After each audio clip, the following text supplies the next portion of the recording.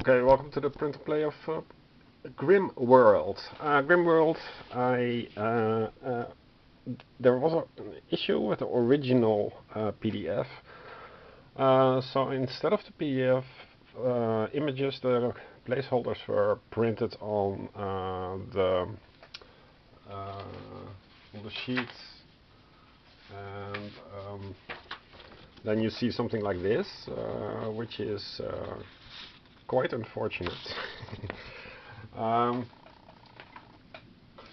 could reuse them for printing my own. So I am expecting the other files to be delivered soon. Grimm World is a card-driven adventure game, just like Spell Saga, and there isn't much of a trick to printing it. I have it professionally printed because of we have a really crappy printer at home. The problem is that if you are, well, it's a good practice to cut the corners so that you cut 3 of the 4 corners. That makes it easy to glue together. So if there is an offset in the printing, so that the left margin of one file is different from the left margin of the back file, then gluing the sheets together won't align the cards. So it's best practice to always cut out, for cards at least, to always cut out the corners so you can align them while gluing. And of course make sure that if you by leaving the 4th corner uncut, you can prevent mistakes by gluing the wrong sheet together over the correct original sheet. So if you do it sideways, that's a nice little trick. It costs a little bit of time, but at least you have some reassurance that you won't misalign the cards, and these cards, most of these card-driven games have a lot of detail on the sides and the corners, so you don't want to misalign this. It listens carefully to abuse a Dutch saying. Yeah, so this is a really interesting game because it's placed in the world of the Brothers Grimm, but it's the original version of the stories. And original stories were not the sweet Disney kind of stories, but more grim things, where brutal things happened. So it's not for children, but it does create a world, if you like. For example, if you can have some kind of imagination, that if you drew this card and this card, you could travel from the one to the other. Here is the direction, for example, for this card. It goes, if you go east, it goes to card B2, and this is card 2. And if you go west, it goes to card 1, and this is card 1. So that way you have a growing map that gives you different options depending on the town that you draw, because this is these cards are shuffled, and so you can have this town or this town, for example, if you visit a town. And here is different stuff happening than here. There are no dice in this game, but you draw cards, and the the number on the top right is the actual number that you rolled, if you will, but it's without a reroll, without replacing. So if you draw a lot of low numbers, then it's more probable that you draw less low numbers later. Now this is about 500 cards or something. It's not much, at least not for my quantities. And this card can also be used to keep track of, by overlaying these partially, for example. Keep track of tools, food, water, I think, or potions, and ore. Yeah, and as you can see there, it has, it's by Raoul Schnapp or something, or Schaub, and he also recommended a good printer for me, which I'm going to buy eventually. There are a lot of icons here,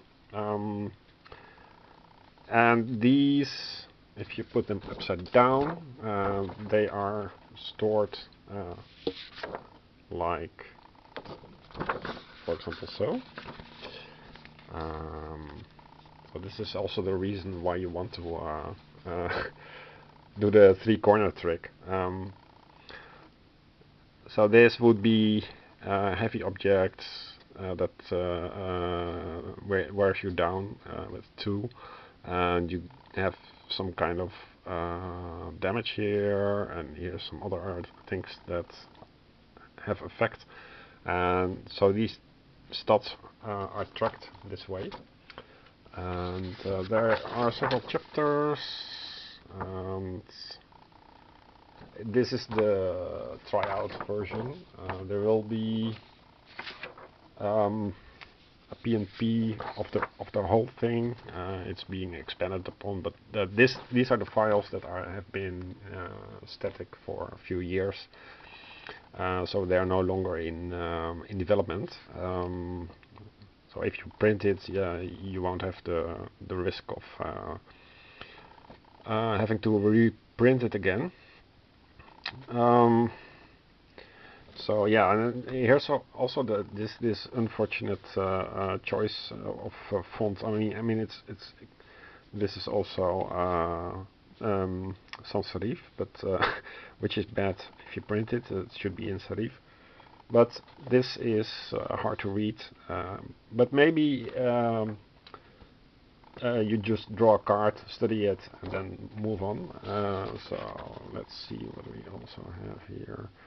Yeah, there is also a combat thing, so red spaces, yellow lines.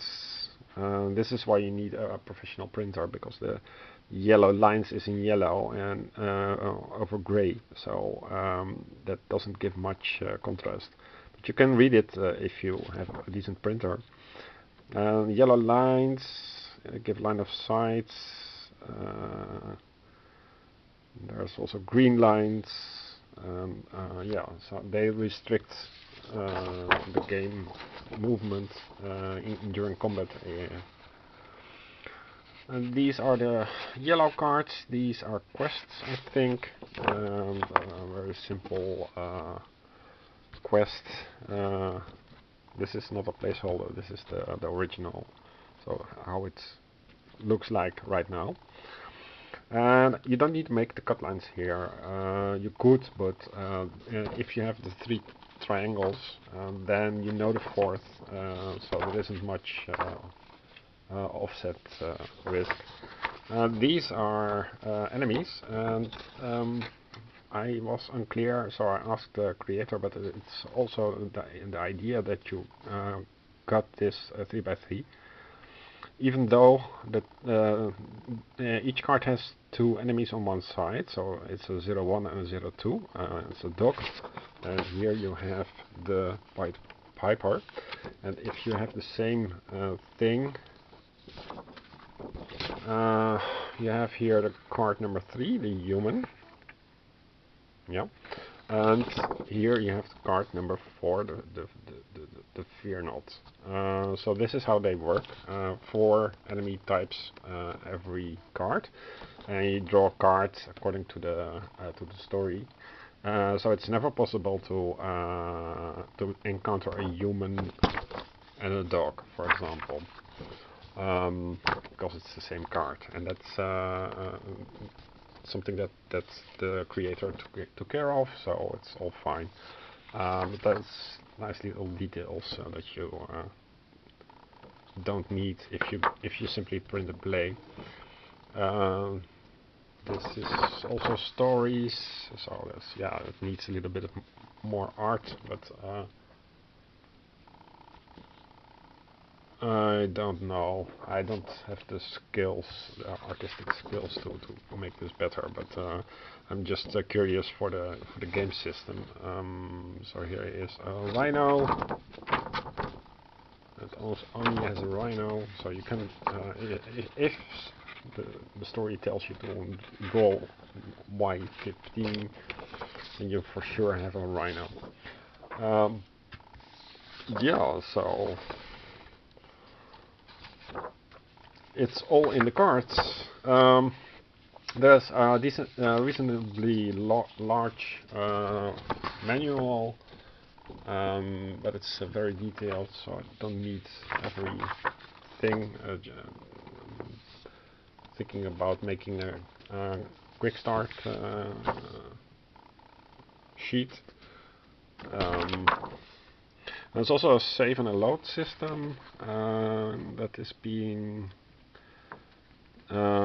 developed, and yeah, here you have lots of tables that I don't understand yet, but you can banish cards, and this is the directions, and these are how they move or something. So yeah, a lot of stuff. Okay, I hope you liked it, and one day I will finish it. Bye.